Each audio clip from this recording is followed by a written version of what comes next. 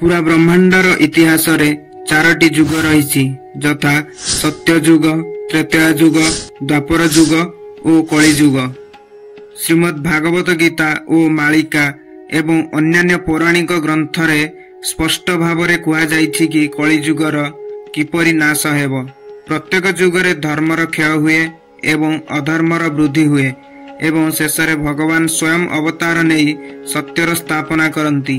आज पृथ्वी पृष्ठ रे जेते भी प्राकृतिक दुर्योग, रोग, युद्ध, अधर्म, दुर्नीति बढ़िबारे लागिछि।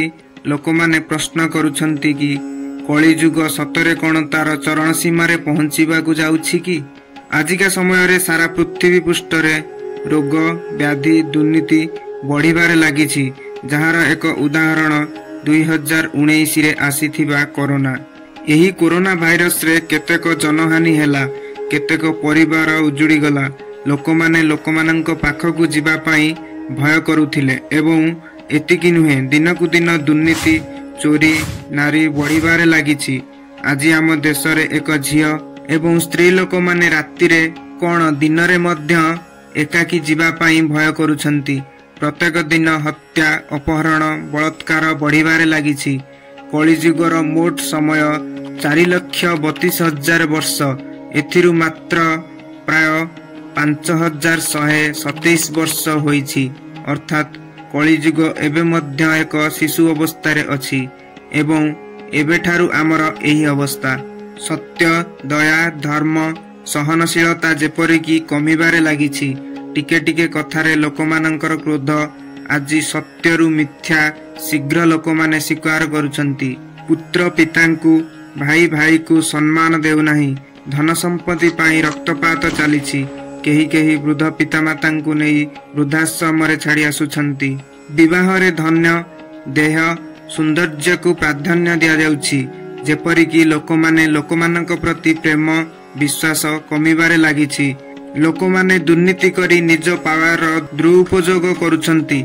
समाज रे धर्मरु अधर्म, सत्यरु मिथ्या अधिक प्राधान्य होई चलीछि। भूमिकंप, झड़ तोफान, बन्यारे अनेक धन जीवन हानि हेबारे लागिछि। पृथ्वीर तापमात्रा बढ़िबारे लागिछि। चारिआडे ग्लोबल वार्मिंग बढ़िबारे लागिछि, जहा फल रे अदिन रे वर्षा, झड़ तोफान देखा देउछि।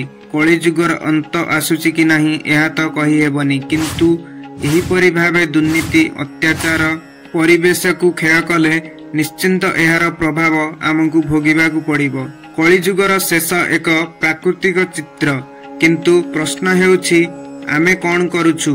जदि आमे सत्य को धारण करिबु, भगवान को मने पकाई समस्त धर्म को समान भाव रे देखि धर्म, दया, क्षमा, आत्मसंयम अभ्यास करिबु, ताहाले कलिजुगरे मध्य भगवान को कृपारु सत्य जुगर अनुभव करि परिबु। जदि भिडियोटी आपण मानंकु टिके भी इन्फॉर्मेटिव लागिछि, तेबे वीडियो को एक लाइक करी चैनल को सब्सक्राइब करिवे। जय जगन्नाथ।